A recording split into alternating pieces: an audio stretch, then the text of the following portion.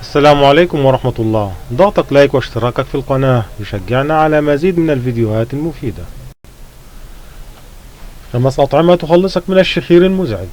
يعتبر الشخير من المشاكل التي تؤرق كثيرا من الزوجات أو شركاء الغرفة الواحدة كالطلاب في المدينة الجامعية على سبيل المثال. ورغم أنه لا يقتصر على فئة عمرية دون الأخرى ولا على أنواع معينة من البشر، إلا أنه أكثر شيوعا بين الرجال والبدناء. وإليك 5 أنواع من الأطعمة التي تساعد في التخلص من الشخير ليلا حسب ما جاء في أحد المواقع الصحية الشهيرة. أولا، العسل. بسبب خصائصه المضادة للالتهابات يساعد العسل في القضاء على التهاب الحلق، والذي يعد أحد أسباب الشخير. لذا ينصح بتناول كوب من الماء الدافئ محلى بالعسل قبل الذهاب إلى الفراش. ثانيا، الأسماك وزيت السمك.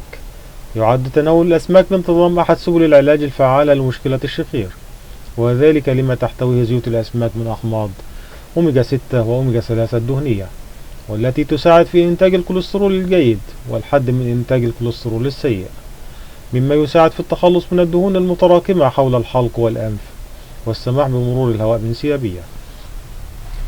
ثالثا، حليب الصويا.